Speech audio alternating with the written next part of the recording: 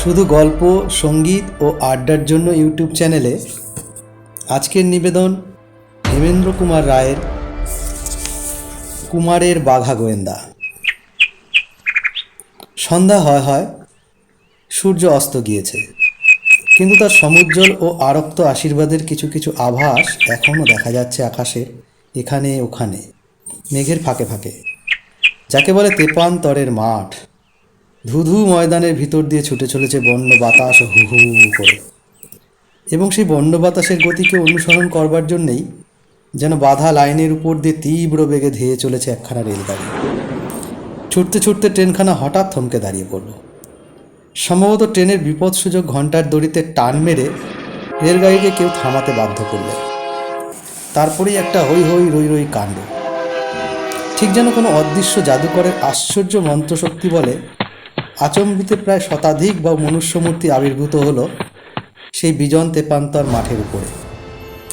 তারা যে এতক্ষণ কোথায় লুকিয়েছিল তা অনুমান করাও অসম্ভব। তাদের প্রত্যেকেই সশস্ত্র, অনেকেরই হাতে রয়েছে বন্দুক বা রিভলভার, এবং যাদের আগ্নেয়াস্ত্র নেই তাদের হাতে রয়েছে ভয়াবহ বর্ষা, তরবারি, কুঠার বা মোটা মোটা লোহা বাঁধানো বাঘ মারা লাঠি। তারা সবাই বেগে ছুটে গেল ট্রেনের দিকে। তারপরে সেই বিজন মাঠের নিদ্রাতুর নিঃশব্দতা হঠাৎ করে আর্তনাদ ও ছটফট করে উঠল ঘন ঘন বন্দুকের শব্দে, বহু মনুষ্যকণ্ঠের হুঙ্কারে এবং আর্ত চিৎকারের পর চিৎকারে। সেই ট্রেনের একটি কামরায় বসেছিল বিমল এবং কুমার। কলকাতা ছেড়ে তারা কোনো জমিদার বন্ধুর নিমন্ত্রণ রাখতে চলেছে, কিন্তু এই আকস্মিক গোলমাল শুনে তারা দুটো জানলার কাছে এসে বাইরের দিকে মুখ বাড়িয়ে দিলে। মিনিট খানেক এদিক ওদিক দৃষ্টি চালনা করে কুমার শুধলে, এ আমার কি কাণ্ড বিমল? বিমল বললে, কাণ্ডটা অনুমান করা একটুও কঠিন নয়। একদল ডাকাত লুটপাট করবার জন্য ট্রেনখানাকে আক্রমণ করেছে। তাদেরই দলের কোনো লোক গাড়ির ভিতরে ছিল। নির্দিষ্ট স্থানে এসে হঠাৎ অ্যালার্ম চেন টেনে গাড়িখানাকে থামিয়ে দিয়েছে। দলে দলে লোক বিকট চিৎকার ও অস্ত্রশস্ত্র আস্ফালন করতে করতে বেগে ছুটে আসছে তাদের কামরার দিকে। কুমার বললে, এখন আমাদের কি করা উচিত? বিমল তাড়াতাড়ি কামরার অন্যদিকে একটা জানলার কাছে গিয়ে মুখ বাড়িয়ে বললে, এদিকটা দেখছি একেবারেই নির্জন। এসো কুমার, জানলা দিয়ে গোলে মারো লাফ বাইরের দিকে। বিমলও তাই করলে, কুমারও তাই করলে। তারপর তারা দুজনে দ্রুত পদে উঁচু রেলপথ ছেড়ে ঢালু জমির উপর দিয়ে নেমে নিচের মাঠের উপর গিয়ে পড়ল। কুমার বললে, ট্রেন তো ছাড়লুম, এখন যাই কোন দিকে? বিমল বললে, দিক বিদিক জ্ঞানহারা হয়ে ছুটে চলো ওই মাঠের উপর দিয়ে। এই বিপজ্জনক রেলপথ ছেড়ে যত দূরে গিয়ে পড়তে পারি ততই ভালো। সামনেই ছিল একটা মস্ত বড় ঝুপসি অশ্বত্থ গাছ। তারপরে উপরের কোনো ডাল থেকে হঠাৎ কে পেতনির মতো রোমাঞ্চকর ও ক্ষণক্ষণে কণ্ঠে খলখল অট্টহাস করে বলে উঠল, আরে বিমল, আরে কুমার, পালিয়ে যাবে কোথায়? এত সহজে অবলাকান্তকে ফাঁকি দেওয়া চলে না। বিমল এবং কুমার সচমকে ও সবিস্ময়ে থমকে দাঁড়িয়ে পড়ে গাছের উপর দিকে ঊর্ধ্বমুখে তাকিয়ে দেখল, পর মুহূর্তে সেই বৃহৎ বৃক্ষটা করলে যেন দলে দলে মনুষ্য বৃষ্টি। পিছন দিকে উঁচু রেলপথ ও ট্রেন ও দস্যু দল, এবং সামনের দিকেও আকস্মিকভাবে আবির্ভূত শত্রুর দল। বিমল আর কুমারের পালাবার কোনো পথই আর খোলা রইল না। একটা কৃষ্ণবর্ণ সুদীর্ঘ ও বলিষ্ঠ মূর্তি চকচকে রিভলভার হাতে করে বিমলের সামনে এগিয়ে এসে আবার খিলখিল করে হেসে উঠে ব্যঙ্গপূর্ণ কণ্ঠে বললে, মহামহিমানব বিমলবাবু, অধীনকে চিনতে পারছেন কি?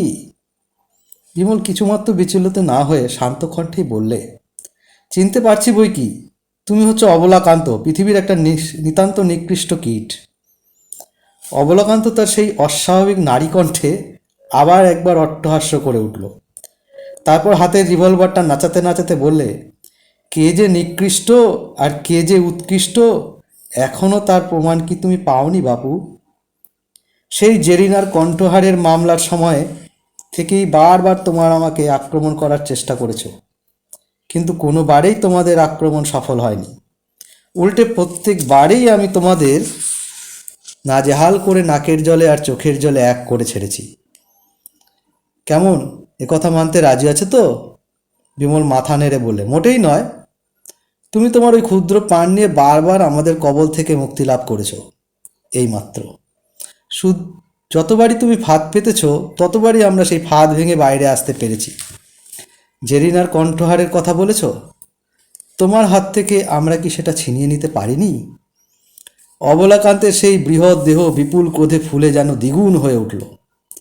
নিজের একটিমাত্র চক্ষুর ভিতর দিয়ে প্রচণ্ড অগ্নিবর্ষণ করে সচিৎকারে সে বললে, হ্যাঁ হ্যাঁ হ্যাঁ, সেই জন্যই তো তোমাদের সকলের ওপর আমার এত জাত ক্রোধ। আমার নিজের কথা বলছিস? আমাকে তোরা ধরবি কি করে? আমার যখন খুশি তোদের খোকার মতন ভুলিয়ে ফাঁকি দিতে পারি। কিন্তু জেরিনার কণ্ঠহার, হ্যাঁ, তোদের জন্যই আমি হারিয়েছি জেরিনার কণ্ঠহার। সে দারুণ দুঃখ এ জীবনে আমি আর ভুলব না। বিমল মৃদু মৃদু হাসি হেসে বললে, বেশ, সেই দক্ষ নিয়েই এহলোকে তুমি তোমার পাপ জীবন যাপন করো, তাতে আমার কিছুমাত্র আপত্তি নেই। কিন্তু আজকের এই ঘনঘটার অর্থটা কি? অর্থ? অর্থের ভিতরেই আছে অনর্থ। তোদের উপর আমি বরাবরই নজর রেখেছি। তোরা যে আজ এই ট্রেনে আসবি সে খবর আমিও পেরেছি যথাকালে। আমি কেবল এই ট্রেনখানাকে আক্রমণ করতে আসিনি। আমার প্রধান উদ্দেশ্য ছিল তোদের দুজনকে গ্রেফতার করা।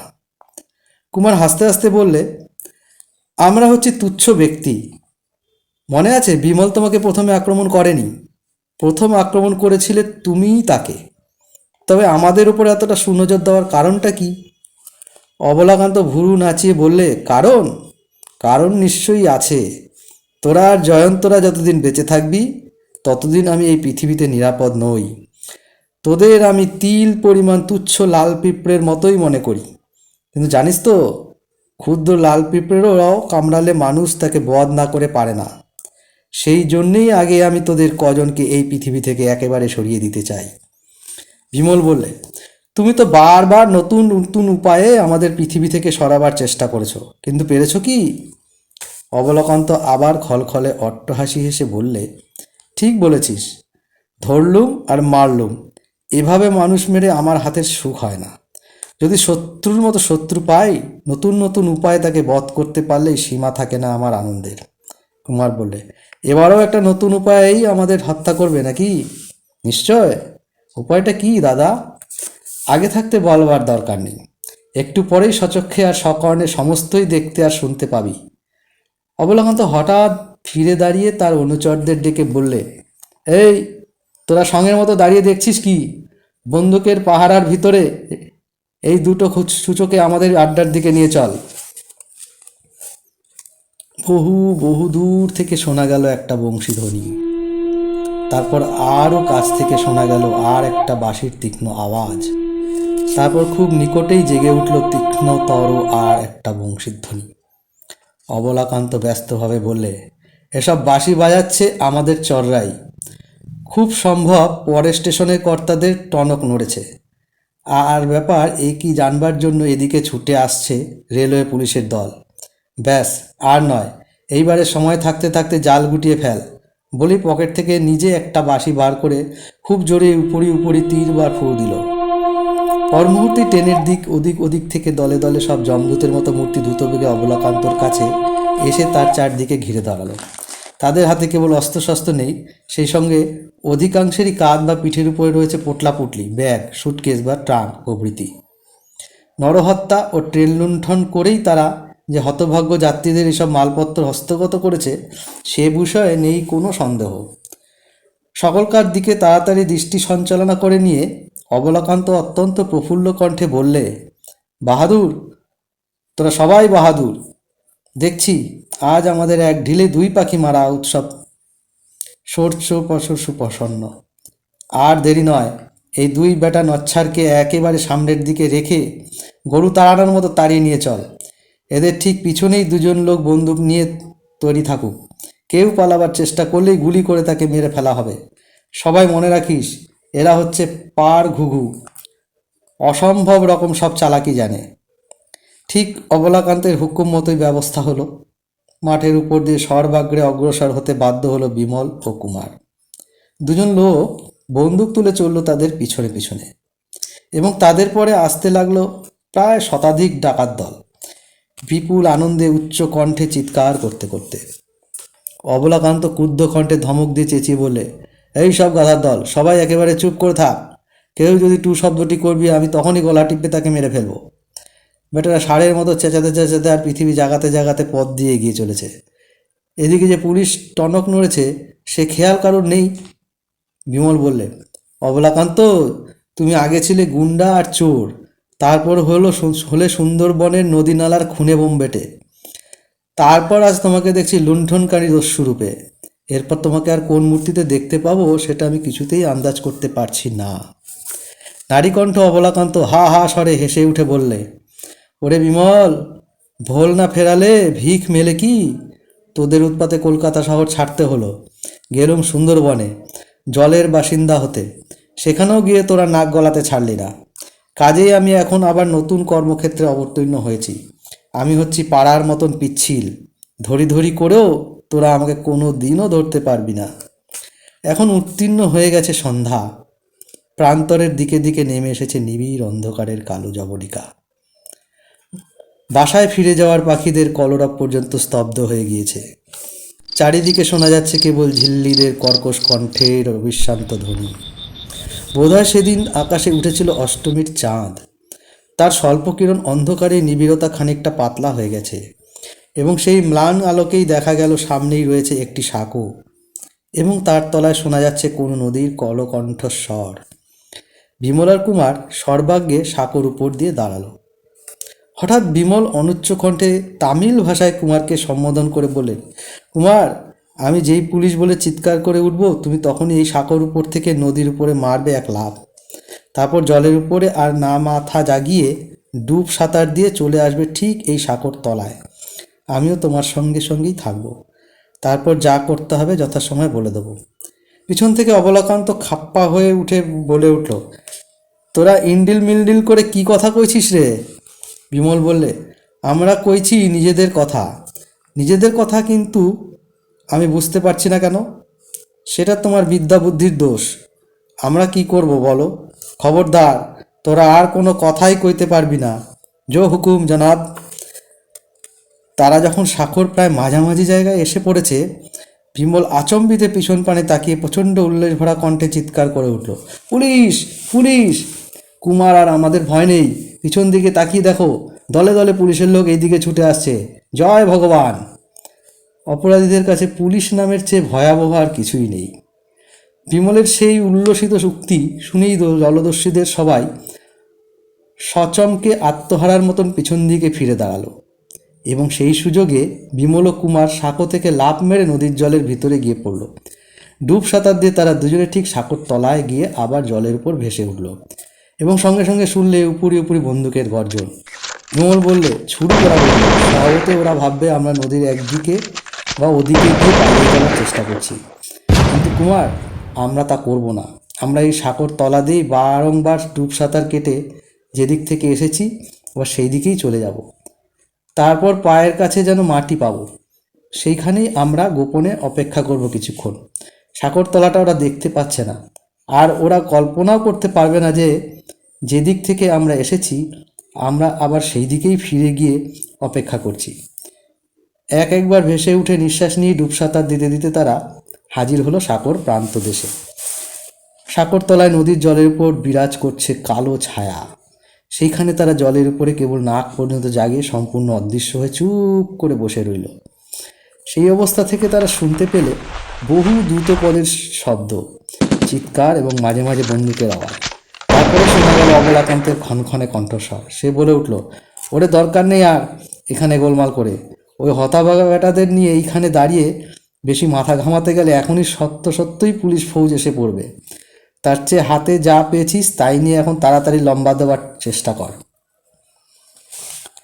তখন তবে প্রাতরাশ হয়ে এসেছে। সুন্দরবাবু মস্ত বড় একটা বার্মা সিগার ধরালেন। জয়ন্ত আলমারির ভিতর থেকে অপরাধ তত্ত্ব সম্বন্ধে একটা বই নিয়ে আবার নিজের সোফায় এসে বসল। মানিক টেনে নিলে খবরের কাগজখানা। হঠাৎ সিঁড়ির উপর শোনা গেল একাধিক ব্যক্তির দ্রুত পদশব্দ। জয়ন্ত হাতের বইখানা সামনের টেবিলের উপর রেখে মানিকের দিকে তাকালে জিজ্ঞাসু চোখে।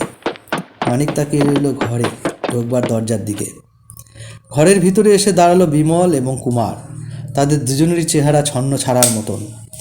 সুন্দরবাবু তার মস্ত চুরোটে একটা জোর টান দিতে দিতে হঠাৎ থেমে গিয়ে বিমল এবং কুমারের দিকে তাকিয়ে সবিস্ময়ে বলে উঠলেন, জয়ন্ত তাড়াতাড়ি আসন ত্যাগ করে অত্যন্ত বিস্মিত স্বরে বলে উঠল, বিমলবাবু, কুমারবাবু, আপনাদের একই চেহারা, কি হয়েছে? আপনারা কোথা থেকে আসছেন? বিমল অত্যন্ত শান্তভাবে একখানা চেয়ারের উপর ধপাস করে বসে পড়ে বললেন, আমরা আসছি জমালয় থেকে। মানে মানে হচ্ছে এই যে আমার আবার গিয়ে পড়েছিলাম সেই অবলাকান্তের পাল্লায়। সুন্দরবাবু ধর্মর করে সোফা ছেড়ে উঠে দাঁড়িয়ে তার হাতের চুরুটটা দূরে নিক্ষেপ করে বলে উঠলেন, বলেন কি, আপনারা আবার অবলাকান্তের দেখা পেয়েছেন নাকি? পেয়েছি বই কি, যথেষ্ট রূপেই পেয়েছি। আরেকদিন অবলাকান্তের পাল্লা থেকে মুক্তি পেয়ে আপনি যেমন এখানে এসেই হাজির হয়েছিলেন, আমরাও আজ এসেছি তেমন ভগ্নদূত রূপেই। সুন্দরবাবু মুখ ব্যাদান করে প্রায় 2-3 সেকেন্ড অবাক হয়ে রইলেন। তারপর বললেন, অবলাকান্ত আবার সুন্দরবনের নদীর তৈরিতে নৌবিহার আরম্ভ করেছে নাকি? না, এবারেও সুন্দরবনের বাইরে স্থলপথে আবির্ভূত হয়ে রেলগাড়ি লুণ্ঠন করছে। সেই গাড়িতে ছিল আমরা, আমাদের সে গ্রেপ্তার করেছিল। রেলগাড়ির লুণ্ঠন বা আমাদের গ্রেপ্তার করা কোনোটা ছিল না তার মুখ্য উদ্দেশ্য, সে কথা আমরা ঠিক করে বলতে পারি না। মানিক 2 চক্ষু বিস্ফারিত করে বললেন, বলেন কি মশাই, অবলাকান্ত আপনাদেরও গ্রেপ্তার করেছিল? কিন্তু আপনারা মুক্তি পেলেন কেমন করে? বিমল হাসতে হাসতে বললে, চিন্তা শক্তি প্রয়োগ করে। কীরকম? তাহলে আগে সব কথা শুনুন। তারপরে বিমল যে কাহিনী বললে পাঠকদের কাছে তা অধিকাংশই বলেছি প্রথম পরিচ্ছেদে। কাজেই সেসব কথা আর পুনরুক্তি না করে এখানে কেবল তার পরের ঘটনা বিমলের ভাষাতেই তুলে দেওয়া হলো। সাঁকর আচ্ছাদন মাথার উপরে রেখে আমি আর কুমার বারংবার ডুব সাঁতার কাটতে কাটতে যেদিক থেকে এসেছিলাম, সাগর ঠিক সেই প্রান্তে গিয়েই পায়ের তলা খুঁজে পেলুম মাটির পৃথিবী। সেই কারণেই হোক অবলাকান্ত তার দলবল নিয়ে আমাদের আর পুনরাবিষ্কার করার চেষ্টা করলে না। খুব সম্ভব বেশি খোঁজাখুঁজি করবার সময় তার হাতে ছিল না, কেননা সেখানে রেলওয়ে পুলিশের এসে পড়ার সম্ভাবনা ছিল যে কোনো মুহূর্তেই। সাঁকর উপরে ব্যস্ত পদশব্দ শুনে বুঝতে পারলুম ডাকাতের দল দ্রুত বেগে ছুটে চলে গেল নদীর অন্য পাড়ের দিকে। ঠিক সেই সময় নামলো ঝমঝম করে প্রবল বৃষ্টির ধারা। সেই বৃষ্টিকে আমরা মনে হলো স্বর্গের অভাবিত আশীর্বাদের মতন। আমি বেশ বুঝতে পারলুম অবলাকান্ত তার দলবল নিয়ে আজ পালিয়ে যাচ্ছে বটে, কিন্তু তার গুপ্ত আস্তানা আবিষ্কার করতে আমাদের আর বিশেষ বেগ পেতে হবে না। জয়ন্ত উত্তেজিত কণ্ঠে বলে উঠল, আমিও বুঝতে পেরেছি বিমলবাবু, সত্য সত্যই এ বৃষ্টি হচ্ছে ঈশ্বর প্রেরিত। সুন্দরবাবু অপ্রসন্ন কণ্ঠে বললেন, এই রে, 2 পাগলে আবার হেয়ালি শুরু করলে। বৃষ্টি তো চিরকালই ঈশ্বর প্রেরিত হয়, কিন্তু বৃষ্টিপাতের সঙ্গে অবলাকান্তের আড্ডার সম্পর্কটা কি বাবা? তোমাদের কথার কিচ্ছু মানে হয় না। বিমল ও জয়ন্ত কোনো উত্তর না দিয়ে হাসতে লাগলো। কুমার বললে, সুন্দরবাবু, বৃষ্টিপাতের সঙ্গে অবলাকান্তের আস্তানার সম্পর্ক অত্যন্ত ঘনিষ্ঠ। শুনেছেন তো, সে তার দলের শতাধিক লোক নিয়ে অদৃশ্য হয়েছে বটে, কিন্তু তারা পাখি নয়, তারা হচ্ছে মানুষ। তারা যে পাখি নয় সে কথা আমিও জানি। আপনি আবার নতুন একটা হেয়ালির সৃষ্টি করলেন। এখানে হঠাৎ পাখির কথা উঠল কেন? অবলাকান্তরা হচ্ছে মানুষ, পাখির মতো তারা শূন্যপথে গিয়ে উড়ে পালাতে পারে না। স্থলপথ দিয়ে তাদের পালাতে হবেই, আর তাদের যেতে হবে এই পৃথিবীর মাটি মারিয়েই। এইবারে কিঞ্চিত আলোকিত হলেন কি? মোটেই নয়, মোটেই নয়। 2 চক্ষে আমি দেখছি গভীর অন্ধকার। মানিক সকৌতকে বললেন, সুন্দরবাবু, আপনি যে অন্ধকারের বন্ধু সেটা আমরা চিরদিনই জানি, কিন্তু দয়া করে আজ একটিবার কল্পনা শক্তি প্রয়োগ করে সমস্ত ব্যাপারটা তলিয়ে বোঝবার চেষ্টা করুন না কেন?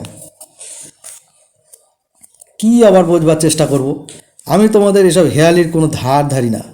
ধাঁধার জবাব দেবার বয়সের আমার নেই। জয়ন্ত বললে, সুন্দরবাবু, আপনি ঠিক বালকের মতন কথা বলছেন। আপনার মতন পুরাতন পুলিশ কর্মীদের বোঝা উচিত যে বৃষ্টিপাতের ফলে মাঠ হয় কর্দমাক্ত, আর সেই ভিজে মাটির উপরে যারা পদচালনা করে যাবে, পৃথিবী তাদের সকলেরই পদচিহ্ন রক্ষা করবে সযত্নে। আমরা যদি অবিলম্বে কলকাতা ছেড়ে ঘটনাস্থলে গিয়ে হাজির হতে পারি, তাহলে সেই সব পদচিহ্নের অনুসরণ করে অনায়াসেই খুঁজে বার করতে পারবো ডাকাতদের গোপন আস্তানা। এখন আমাদের কথা হেয়ালি বলে মনে হচ্ছে কি? সুন্দরবাবু দুই চক্ষু ভাটার মতন করে তুলে বললেন, বুঝতে পেরেছি ভাই জয়ন্ত, বুঝতে পেরেছি। এইবার আমি স্বীকার করছি, এতক্ষণ আমি একটা আস্ত গাধার মতন কথা বলছিলাম। ঠিক বলেছ, ওই বৃষ্টি অবলাকান্তের হাতে পরিয়ে দেবে চকচকে লোহার হাতকড়ি। বিমল উঠে দাঁড়িয়ে বললে, কিন্তু আমাদের হাতে আর মোটেই সময় নেই। মাঠের উপর দিয়ে কত মানুষ, কত জন্তু চলে বেড়ায়। আমরা যেসব পদচিহ্ন অনুসরণ করতে চাই সেগুলো অদৃশ্য হতে বেশি দেরি লাগবে না।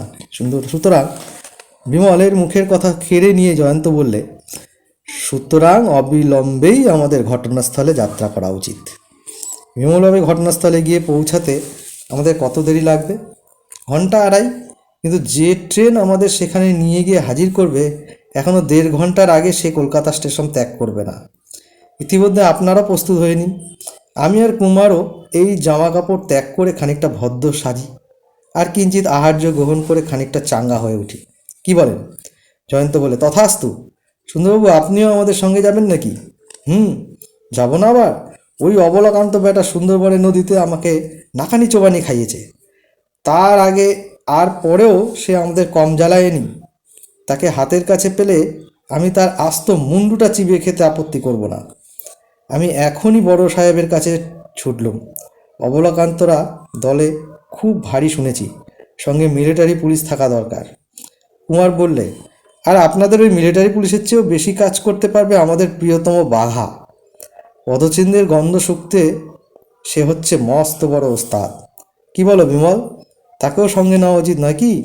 বিমল গোত্রস্থান করে বললেন, নিশ্চয়, সে কথা আবার বলতে। বিমল ও জয়ন্ত প্রভৃতি সদলবলে যখন আবার সেই নদী সেতুর কাছে এসে দাঁড়ালো, বেলা তখন 4টে বেজে গেছে। সেতু পার হয়ে তারা নদীর অন্য তীরে গিয়ে উপস্থিত হলো। সর্বাগ্রে মহা আনন্দে লাফাতে লাফাতে ছুটে যাচ্ছে বাঘা। বোধহয় সে আন্দাজ করতে পেরেছিল যে আজ আবার কোনো একটা নতুন অভিযানের সূত্রপাত হবে। বাঘার পরেই ছিল বিমল এবং জয়ন্ত। সেতুর অন্য প্রান্তে গিয়ে জয়ন্ত চেঁচিয়ে বললে, সুন্দরবাবু, পুলিশ ফৌজ এখন সাঁকোর উপরে অপেক্ষা করুক। এখানকার মাটির উপরে আমাদের পরীক্ষা শেষ হওয়ার আগে যত কম লোকের পদচিহ্ন পড়ে ততই ভালো। সুন্দরবাবু বলে, কিন্তু আজ সারাদিন ধরে এই সাঁকোর উপর দিয়ে স্থানীয় কত লোক যে আনাগোনা করেছে, তুমি কীভাবে সেটা হিসাব পাবে? জয়ন্ত একবার মাটির উপরে চোখ বুলিয়ে নিয়ে বলল, বিমলবাবু, যারা ট্রেন আক্রমণ করেছিল তাদের পায়ে জুতো ছিল না। বিমল বললে, আমি যত লোককে দেখেছি তাদের কারোরই পা খালি ছিল না। জয়ন্ত বলে, এ জায়গাটা দেখছি নির্জন। এখানে কাদার উপরে যতগুলো পায়ের দাগ রয়েছে তার অধিকাংশই হচ্ছে খালি পায়ের দাগ। কয়েকটা জুতো পরা পায়ের দাগও রয়েছে বটে, কিন্তু ওগুলো ডাকাতদের পায়ের দাগ নয় বলেই মনে হচ্ছে। বিমল বললে, আমারও সেই বিশ্বাস। সুন্দরবাবু বললেন, এরকম বিশ্বাসের কারণ কি বুঝতেই পারছি না। আসামিদের জুতোর দাগের ওপরে কি ডাকাত কথাটা ছাপ মারা থাকবে? জয়ন্ত বললে, না সুন্দরবাবু, তা থাকবে না, কিন্তু আমি এখানে ডাকাতদের পায়ের দাগ দেখবার আশাই করি না। কেন? তারা সাঁকোর ওপর থেকে মাটিতে পা না ফেলে পাখির ঝাঁকের মতো কি হুশ করে উড়ে পালিয়েছে? তাও নয়, কিন্তু আমি বিমলবাবুর মুখে শুনেছি ডাকাতরা সাঁকো পার হবার সঙ্গে সঙ্গেই আকাশ ভেঙে বৃষ্টি নেমেছিল। তখনও এখানকার মাটি ভালো করে ভিজতে পারেনি, তাই এখানে ডাকাতদের পায়ের দাগ আবিষ্কার করা সম্ভবপর নয়। ডাকাতদের দলে লোক ছিল নাকি শতাধিক। অতগুলো লোক এই মাঠের উপর দিয়ে যখন একসঙ্গে অগ্রসর হয়েছে, তখন আর কিছু দূর এগুলে আমরাও তাদের পদচিহ্ন নিশ্চয়ই খুঁজে বার করতে পারব। এখানে যেসব পথিক পায়ের দাগ রেখে গিয়েছে, বৃষ্টি আসবার অনেক পরেই তাদের আবির্ভাব হয়েছিল। মাঠের উপর দিয়ে সকলে কিছু দূর পর্যন্ত অগ্রসর হয়ে আবার থেমে দাঁড়িয়ে পড়ল। সেখান থেকে আরম্ভ হয়েছে পুরু ঘাস ভরা জমি। এতক্ষণ কাদার উপরে যেসব পথিকের পায়ের দাগ দেখা যাচ্ছিল, সেগুলো পায়ে চলা মেটে পথ ধরে সেইখান থেকে বেঁকে ডান দিক ধরে বরাবর চলে গিয়েছে। কিন্তু সে পথের উপরেও কোনো বৃহৎ জনতার পদচালনার চিহ্ন দেখতে পাওয়া গেল না। সুন্দরবাবু মাথা চুলকোতে চুলকোতে বললেন, কি আশ্চর্য! ডাকাতগুলো তবে কি সত্যি সত্যিই মাটিতে পদার্পণ না করে অদৃশ্য হয়ে গিয়েছে? কি হে জয়ন্ত, কাল বৃষ্টি পড়েছিল বলে তোমরা তো খুব খুশি হয়ে উঠেছিলে, কিন্তু এখন কোথায় গেল ডাকাতদের পায়ের দাগ? জয়ন্ত বললে, আপনারা এখানেই খানিকক্ষণ অপেক্ষা করুন, মাঠের ঘাসের উপর দিয়ে আমি একবার ওদিকটা ঘুরে আসি। বলেই সে মুখ নামিয়ে নত দৃষ্টিতে নিচের দিকে তাকিয়ে মাঠের উপর দিয়ে নানা দিক ঘোরাঘুরি করতে লাগলো। মাঝে মাঝে সে আবার মাটির উপর বসে পড়ে এবং কখনো দস্তুর মতো হামাগুড়ি দিয়ে অগ্রসর হতে থাকে। সুন্দরবাবু বললে, দেখো একবার জয়ন্তের কাণ্ড। মাঠের উপরে হামাগুড়ি দিয়ে ও কী করছে বলো দেখি মানিক। মানিক বললে, বোধহয় ঘাস খাবার চেষ্টা করছে। হঠাৎ দূর থেকে জয়ন্ত সানন্দে চেঁচিয়ে উঠে বলল, পেয়েছি পেয়েছি, আপনারা সবাই এখানে আসুন। সকলে যখন তার কাছে গিয়ে হাজির হলো, জয়ন্ত প্রফুল্লভাবে বললেন, গোড়াতেই আমি আন্দাজ করেছিলাম যে কাঁচা মেটে পথ দিয়ে নিরীহ মানুষরা আনাগোনা করে। ডাকাতরা নিশ্চয়ই সে পথের পথিক হবেন না, কারণ কাছাকাছি কোনো লোকালয়ে নিশ্চয়ই তাদের আস্তানা নেই। অপথ বিপদ কিংবা কুপথ দিয়েই তারা নিশ্চয়ই যাবে। এখন কোন বিজন নিরালা জায়গায় যেখানে পৃথিবীর সাধারণ লোকের দৃষ্টি থেকে সহজেই নিজেদের আড়াল রাখা যায়? এই পথহীন মাঠের উপরে আমি তাদের পদচিহ্ন আবিষ্কার করেছি। এই দেখুন। সে মাঠের উপরে অঙ্গুলি নির্দেশ করলে সুন্দরবাবু এধার ওধার দৃষ্টি চালনা করে বললেন, ধ্যাৎ, যত সব বাজে কথা। কোথায় এখানে পায়ের দাগ? জয়ন্ত বিমলের দিকে তাকে ফিরিয়ে বলল, আপনি কিছু বুঝতে পারছেন কি? বিমল হেসে বললে, পারছি বই কি। এখানকার ঘাসের উপর দিয়ে পায়ে পায়ে হেঁটে অনেক লোক এগিয়ে গিয়েছে। জয়ন্ত বললেন, হ্যাঁ দেখুন সুন্দরবাবু, মাঠের এই অংশের জমির উপরে ঘাসগুলো কত বেশি নেতিয়ে পড়েছে। কেবল তাই নয়, ভারী ভারী পায়ের চাপ। অনেক ঘাসই কালো মাটির উপরে একবার শুয়ে পড়েছিল, আজও তারা খাড়া হয়ে উঠতে পারেনি।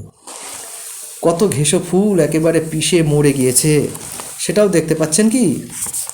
অথচ একটু এপাশে ওপাশে ঘুরে এসে দেখুন সেখানকার ঘাসগুলো কেমন সজীব ও সতেজভাবে খাড়া হয়ে হাওয়ায় দুলছে, তাদের একটা ফুলও খসে পড়েনি।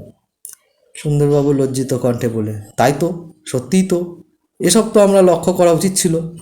মাঠের জমির ঘাস যেখানে নিস্তেজ বা ফুল ঝরিয়ে মাটির উপরে শুয়ে পড়েছে, সেখান দিয়ে সকলে সামনের দিকে অগ্রসর হতে লাগলো। জয়ন্তের কথায় সুন্দরবাবু সশস্ত্র পুলিশ বাহিনীকেও পিছনে আসবার জন্য ইশারা করলেন।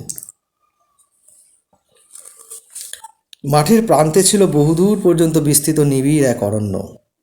দূর থেকে দেখা যাচ্ছিল দিক চক্রবাল রেখাকে আচ্ছন্ন করে সেই অরণ্যের উপরে পাহারা দিচ্ছে বিপুল দেহ বনস্পতির দল।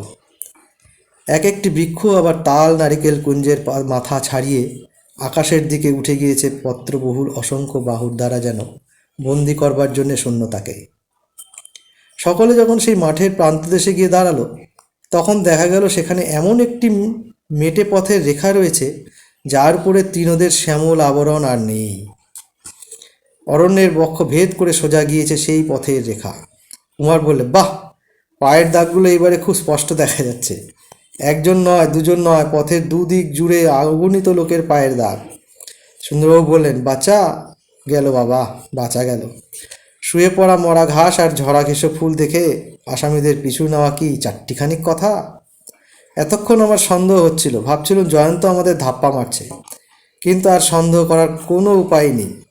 এই পায়ের দাগগুলো নিশ্চয়ই আমাদের যথাস্থানে নিয়ে গিয়েছে, হাজির করবে। চলো অগ্রসর হই। মানিক মুখ টিপে হেসে হেসে বললে, ঘাসের উপরে সূক্ষ্ম প্রমাণ দেখে সুন্দরবাবু যে খুশি হচ্ছিলেন না, সেটা আমি অনেকক্ষণ ধরে টের পাচ্ছিলাম। তা খুশি হবেন কেমন করে?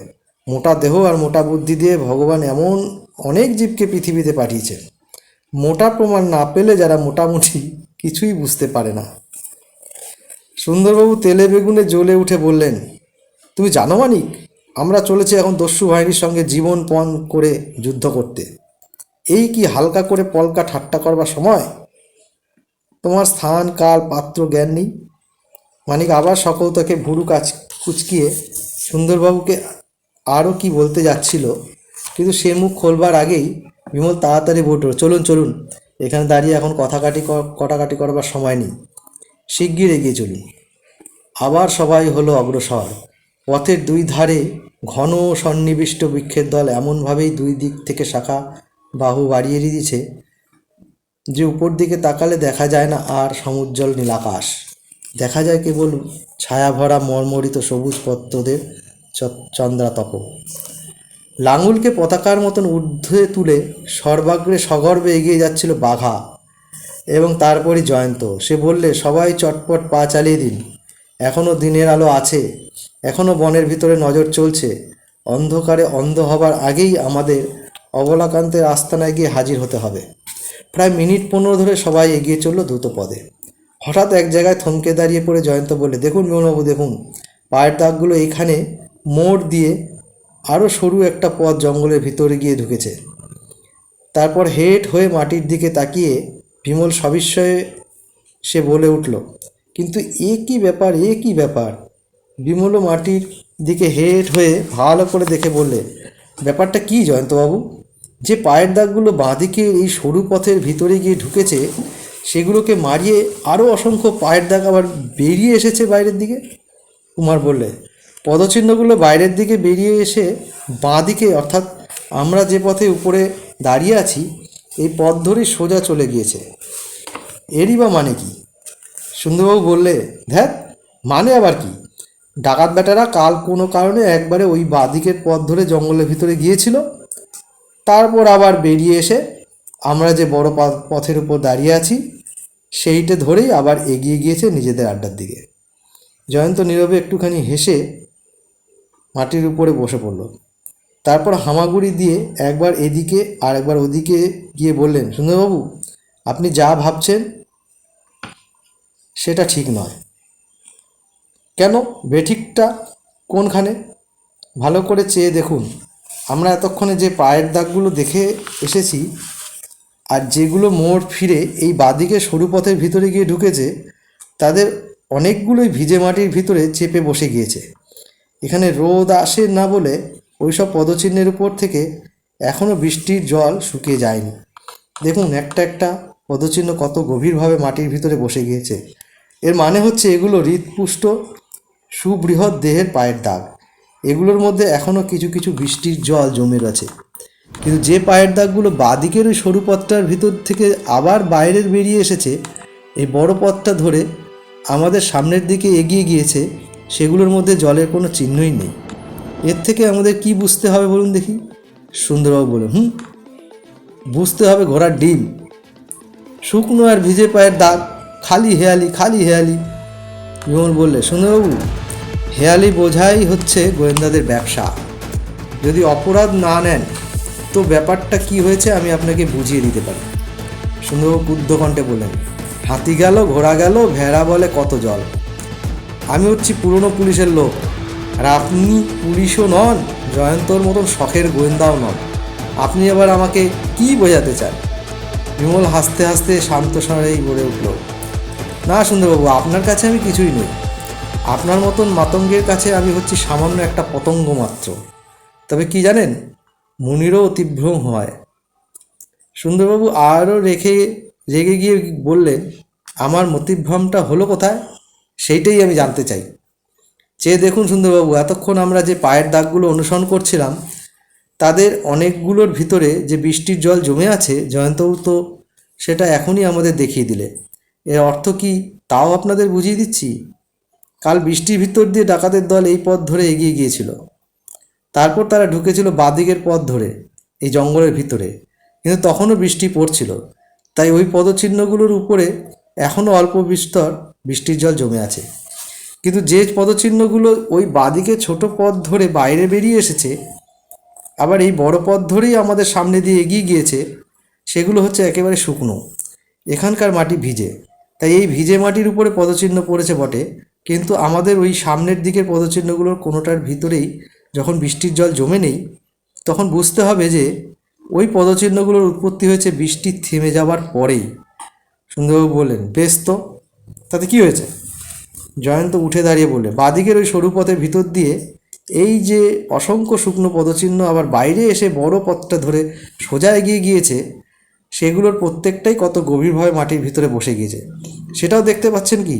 সুন্দরবাবু বললেন, গেলেই বা মাটির ভিতরে গভীরভাবে বসে, তা নিয়ে আমাদের এতটা মাথা ব্যথা হবার কারণ কি?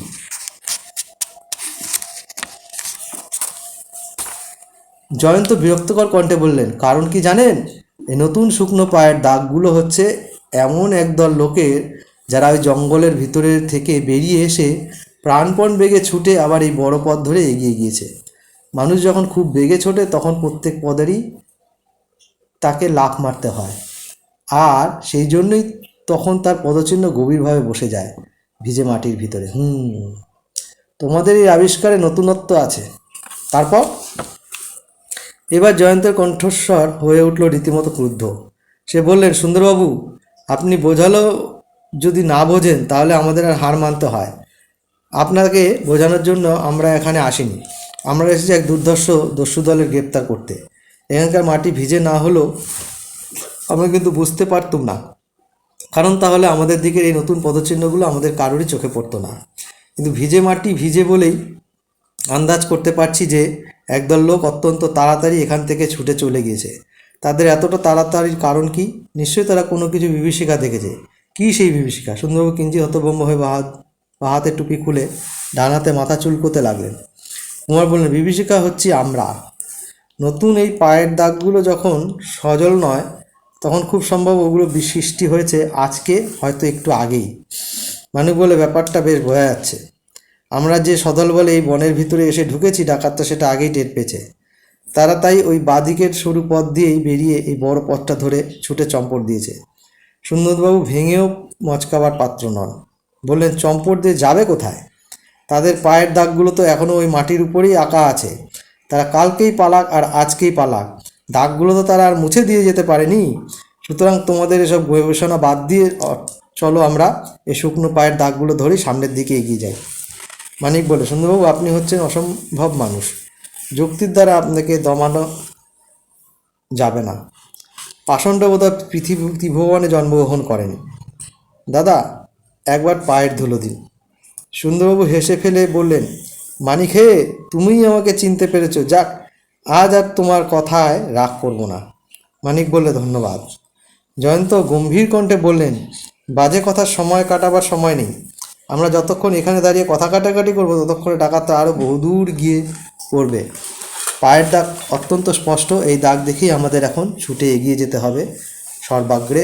বাঘাই যেন বুঝতে পারলে জয়ন্তের কথা, ঘন ঘন লেজ নাচিয়ে সামনের দিকে মারলে এক লম্বা দৌড়। দুধারে প্রায় যেন নিরেট জঙ্গলের প্রাচীর, তারই মাঝখান দিয়ে সোজা চলে গিয়েছে তাজা পায়ের দাগ আঁকা সেই পথটা। বিমল ও জয়ন্ত প্রভৃতি প্রায় মিনিট 10 অগ্রসর হয়েও দেখলে সেখানকার কাঁচামাটি তখনও পদচিহ্নগুলোর ছাঁচ তুলতে তেমনি গভীর রূপেই। বোঝা গেল ডাকাতরা এত দূর এগিয়েও তাদের দ্রুত গতি বন্ধ করেনি। সুন্দরবাবু ফোঁস করে হাঁপাতে হাঁপাতে বললেন, বাপরে, আমার এই দেহ নিয়ে এত দৌড়াদৌড়ি কি পোষায় বাবা? মানে ছুটতে ছুটতেই চোখ মটকে গেলেন। কেন পোষাবে না মশাই? আপনি তো হাতির ছোট্ট সংস্করণ ছাড়া আর কিছুই নন। হাতিরা যে তাদের অমন ভারী আর বিরাট দেহ নিয়ে বিলক্ষণ ছোটাছুটি করতে পারে। সুন্দরবাবু বলে, মানে এবারে তুমি ঠকলে। যখন তখন তুমি আমাকে হাতি বলে গালাগাল দাও। আজ তোমার নিজের কথাতেই প্রমাণ হয়ে গেল যে আমি মোটেই হাতি নই, কারণ হাতি বলে আমিও খুব ছোটাছুটি করতে পারতুম। জয়ন্ত হঠাৎ চেঁচিয়ে বললেন, সবাই দাঁড়িয়ে পড়ুন। পায়ের দাগগুলো আর সামনের দিকে এগোয়নি। এখান থেকেই বেঁকে ডান পাশের ওই জঙ্গলের ভিতরে গিয়ে ঢুকেছে। এখন আমাদের কি করা উচিত বিমলবাবু? চারদিক সন্ধ্যায় অন্ধকার ঘনিয়ে আসছে, একটু পরেই আমাদের চোখও অন্ধ হয়ে যাবে। বিমলের জবাব দেওয়ার আগেই আচম্বিতে অরণ্য কাঁপিয়ে কোথা থেকে গর্জন করে উঠল কয়েকটা বন্দুক। সকলকার মাথার উপর দিয়ে কতগুলো বুলেটও সশব্দে বাতাস কেটে ছুটে চলে গেল। তা বুঝতে পেরে জয়ন্ত আবার চিৎকার করে বললেন, এই ডান পাশের বনের ভিতর থেকে গুলিটা আসছে। আমাদের বধ করবার জন্য ডাকাতরা এখানে ফাঁদ পেতে রেখেছে। সবাই ডান পাশের বনের দিকে মুখ করে মাটির উপরে লম্বা হয়ে শুয়ে পড়ুন। তারপর হতভাগাদের বুঝিয়ে দিন যে আমাদেরও বন্দুকের অভাব নেই। বিমল তাড়াতাড়ি বললে, কুমার, জয়ন্তবাবু, মানিকবাবু, আসুন, আমরা চারজন মাটির উপরে হামাগুড়ি দিয়ে এই পথটা ধরে সোজা এগিয়ে যাই। মানিক সবিস্ময়ে বললে, কেন বিমলবাবু? ওদিকে তো ডাকাতদের পায়ের দাগ নেই, ওদিকে গিয়ে আমরা কী করব? বিমল বললে, এখন কিছু জিজ্ঞাসা করবেন না, কেবল জেনে রাখুন আমার মাথায় একটা ফোন দিয়ে এসেছে। বিমল, জয়ন্ত, কুমার ও মানিক একসঙ্গে হামাগুড়ি দিয়ে সেই পদচিহ্ন ধরে যতটা সম্ভব দ্রুত বেগে অগ্রসর।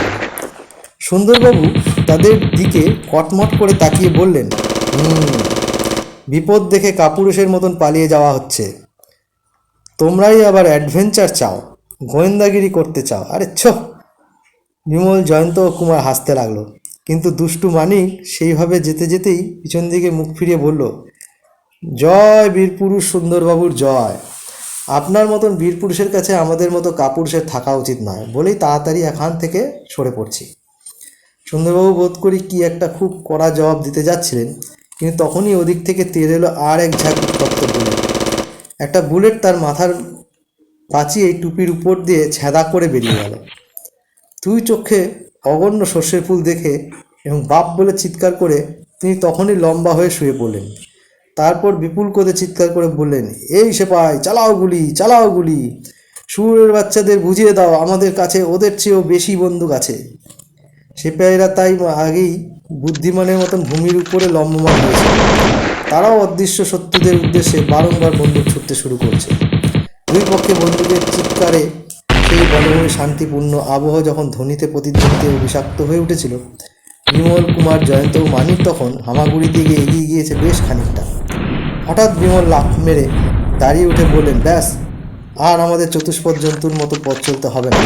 শত্রুদের গুলিগুলো ছুটোছুটি করছে এখান থেকে অনেক দূরে। এইবারে আমাদের দুই পদে নির্ভর করে দাঁড়িয়ে দু একটা কথা কইতে পারি। জয়ন্ত উঠে বিমলের পাশে গিয়ে দাঁড়িয়ে হাসতে হাসতে বলল, এতক্ষণে আপনার উদ্দেশ্য বুঝতে পেরেছি।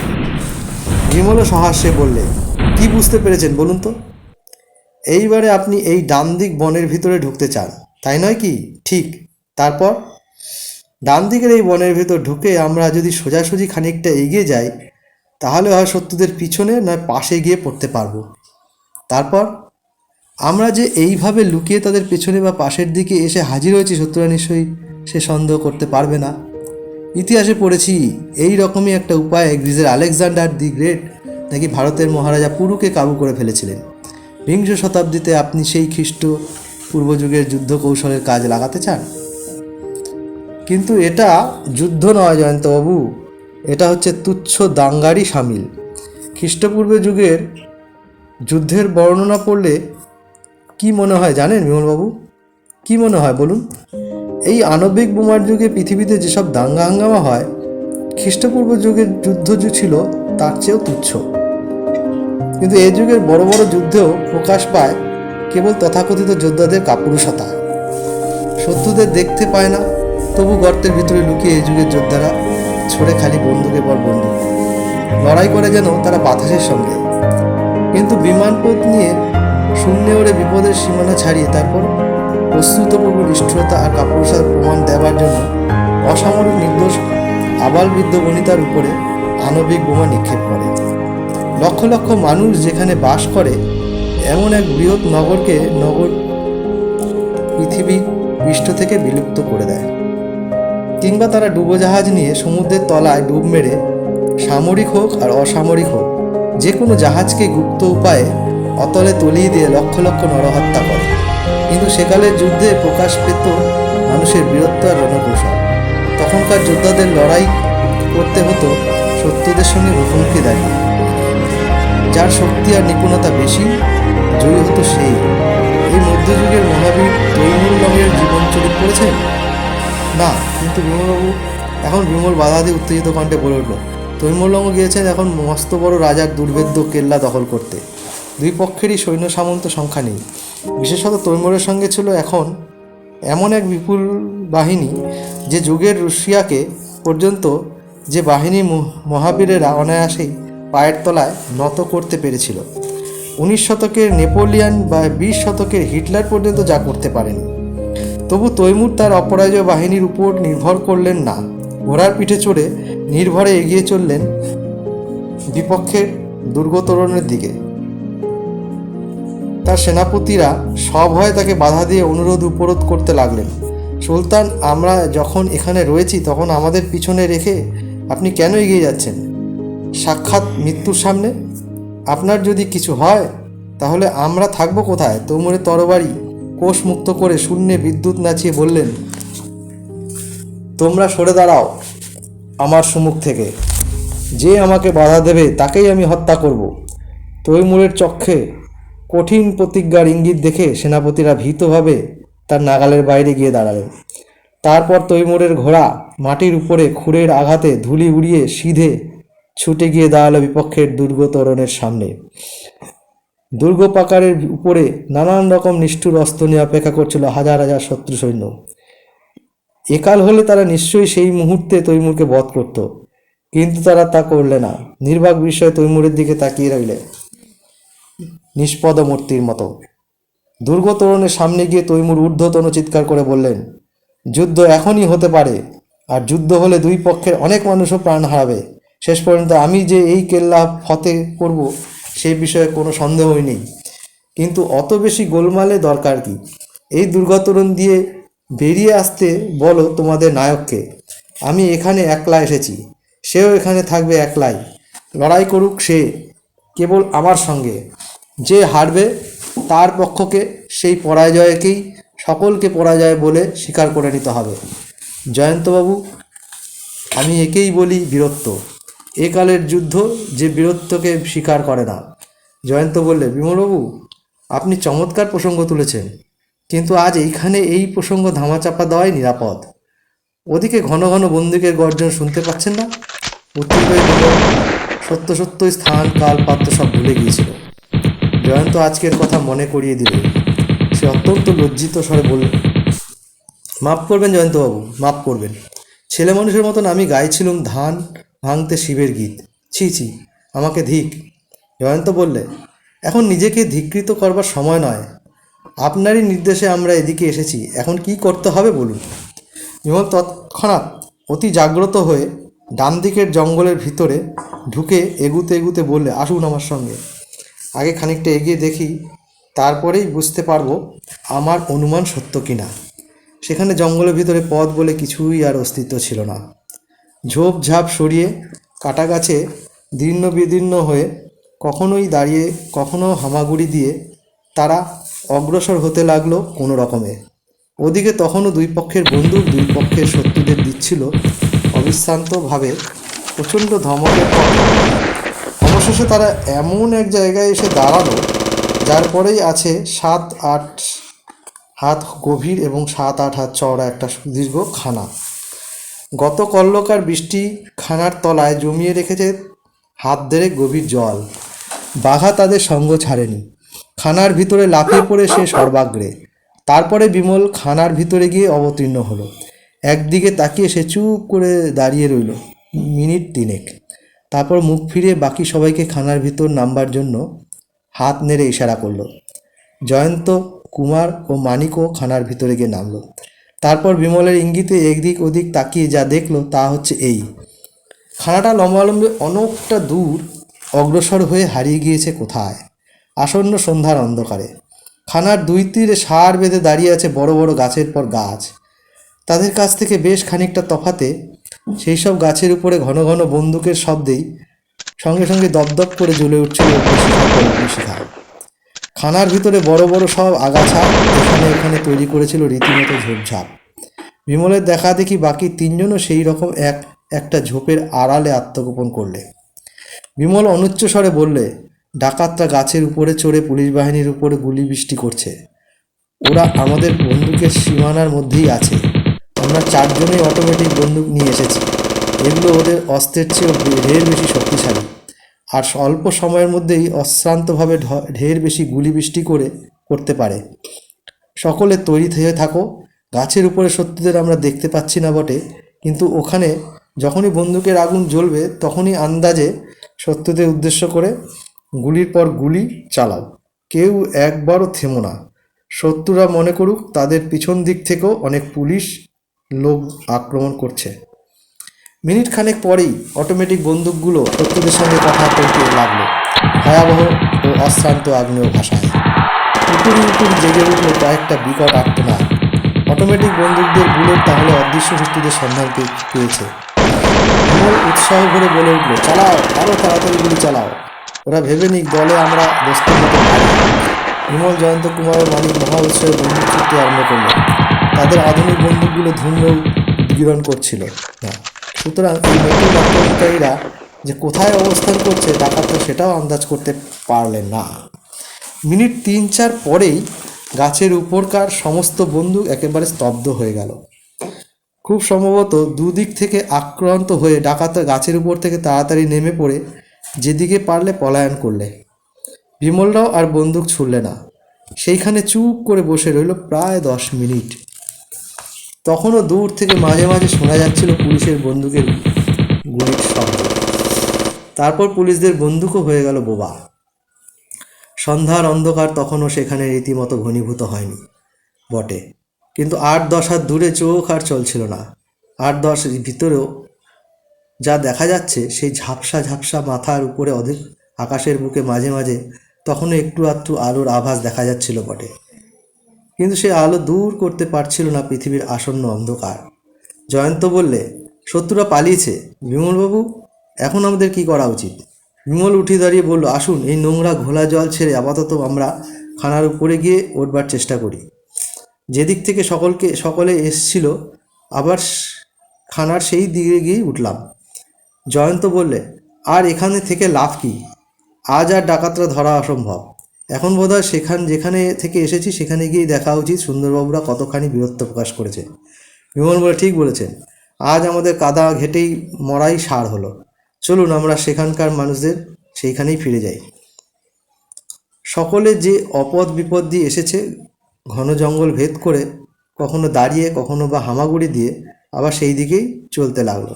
তার মিনিট 3 এভাবে অগ্রসর হওয়ার পর আচম্বিতে ঘটল এক অভাবনীত ঘটনা। অন্ধকার ভেদ করে আবির্ভূত হলো দলে দলে অস্পষ্ট সব যমদূতের মতন মূর্তি, এবং তারা কেউ কিছু বোঝবার আগে সেই মূর্তিগুলো তাদের উপরে ঝাঁপিয়ে পড়ল বিপুল বিক্রমে। চোখের পলক ফেলতে না ফেলতেই তাদের নিষ্ঠির বাহুবন্ধনে বন্ধু হলো বিমল, জয়ন্ত, কুমার ও মানিক। বিমলরা কেউ একখানা হাত পর্যন্ত তোলবার সুযোগ পেল না। তারপরেই ক্ষণক্ষণে নারী কণ্ঠে জেগে উঠল সেই সুপরিচিত তীক্ষ্ণ অট্টহাসি। খিলখিল করে অট্টহাসি হাসতে হাসতে হঠাৎ তীব্র কণ্ঠস্বর বললে, আজ আমার অনেক দিনের উচ্চাকাঙ্ক্ষা সফল হলো। আজ গ্রেপ্তার করেছি একসঙ্গে 4 জনকে। আজ আমার সমস্ত বুক নেচে উঠছে উৎকণ্ঠ আনন্দে। কি হে বিমল গাধা, কি হে জয়ন্ত ছুচো, আমি কে তা বুঝতে পারছো? বিমল শান্ত কণ্ঠে বলে, বিশ্রী অবলাকান্ত, তোমার গলা শুনলে কালা ছাড়া সবাই তোমাকে চিনতে পারবে। অবলাকান্ত আবার খিলখিল করে হেসে উঠে বলল, হ্যাঁ রে গাধা, ঠিক তাই। আমার বাইরে এক রূপ আর ভিতরে আরেক রূপ। ভগবান জানতেন দুনিয়ায় এসেছি আমি কি করব, তাই আমার ভিতরের রূপ ঢাকবার জন্য আমি পেয়েছি নারীর কণ্ঠ আর মেয়েলি একটা নাম, অবলাকান্ত। কিন্তু আসলে আমার কি নাম হওয়া উচিত ছিল তা জানিস? প্রবলাকান্ত। জয়ন্ত বলল, তোমার বক্তৃতা শুনে তুমি আর চেলাচামুন্ডাদের শুনিও। এখন আমাদের নিয়ে কি করতে চাও তাই বলো। সেটা তো অনেক দিন ধরেই করতে চাইছি, কিন্তু পেরেছো কি? পারবো, এবারে ঠিক পারবো। এখনই আমার বাসনা চরিতার্থ করতে পারি, কিন্তু আমার আবার কেমন একটা বদ রোগ আছে জানিস তো। আমি নরবলি দিতে চাই নতুন পদ্ধতিতে। পদ্ধতিটা কি শুনতে পাই? শুনবি কি? একেবারে হাড়ে হাড়ে টের পাবি। পদ্ধতিটা তো কি আমি নিজেই তা এখনও জানি না। পরে ভেবেচিন্তে বুদ্ধি খাটিয়ে স্থির করব। কিন্তু এটা ভালো করেই মনে করে রাখিস, এখন থেকে 24 ঘন্টার ভিতরে তোদের আমি পরলোকে পাঠিয়ে দেবই দেব। বেশ, আমরা তাহলে এখন থেকেই প্রস্তুত হচ্ছি। আবার অট্টহাস্য করে অবলাকান্ত বলে, হ্যাঁ, এখন থেকেই ইষ্টমন্ত জপ করতে শুরু করে দে, কারণ পরলোকে যাত্রা করবার সময় সেইটাই হবে তোদের একমাত্র পাথেয়।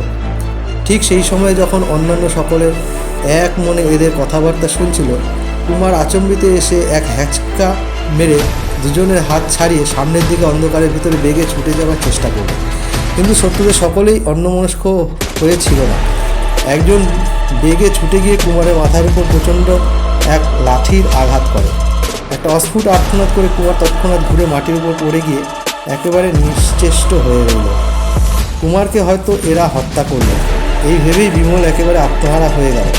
সেও এক বিষম টান মেরে নিজেকে মুক্ত করে নিয়ে আঘাতকারীর উপরে গিয়ে ঝাঁপিয়ে পড়ে ক্রুদ্ধ ব্যাঘ্রের মতো, এবং সঙ্গে সঙ্গে তার মহাবলিষ্ঠ 2 বাহু দিয়ে বিপুল জলদস্যুর দেহটাকে অনায়াসে শিশুর মতো মাথার উপরে তুলে নিয়ে মাটির উপর আছড়ে ফেলে দেওয়ার উপক্রম করলে। কিন্তু ডাকাতরা দল বেঁধে ছুটে গিয়ে আবার তাকে চারিপাশ থেকে চেপে ধরলে প্রাণপণে। যে ডাকাতটাকে সে ধরেছিল 3-4 জন লোক এসে আবার তাকে কবল থেকে উদ্ধার করবে। অবলাকান্ত ক্রুদ্ধ কণ্ঠে বললে, মরতে বসেও তোরা চালাকি করবি? ওরে, তোরা হতভাগাদের হাতগুলো পিছমোড়া করে বেঁধে এক্ষুনি এখান থেকে নিয়ে চল।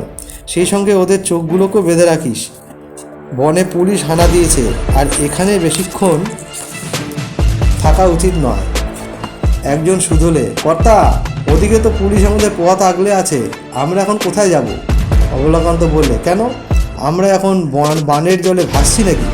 বনের উত্তর দিকে এখান থেকে মাইল 10 পরে আমবাগানের আমাদের পুরো বাড়ির আড্ডা আছে, সে কথা কি তোরা ভুলে গেলি? চল সেখানে। আর একজন জিজ্ঞাসা করলে, যে বেটা ওখানে মাটির উপরে পড়ে রয়েছে, ওকে আমাদের কাঁধে করে বয়ে নিয়ে যেতে হবে নাকি? অন্ধকারের ভিতরে হেঁট হয়ে কুমারের ভাবসা দেহের উপর ভালো করে একবার চোখ বুলিয়ে নিয়ে অবলাকান্ত বলে, না রে শঙ্কর, এর ভার আর তোদের কারোকে বইতে হবে না। এর মাথা ফেটে দু ভাগ হয়ে গিয়েছে, এর পটল তুলেছে বলেই মনে হচ্ছে। চল, আমরা এখান থেকে অদৃশ্য হই।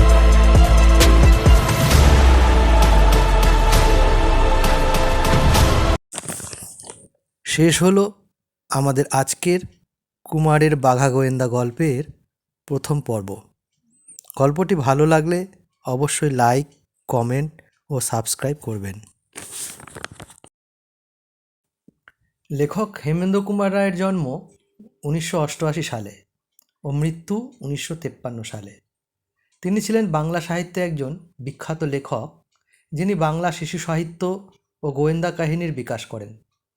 বিমল, কুমার, জয়ন্ত ও মানিককে নিয়ে অনেক রহস্য উপন্যাস লিখেছেন।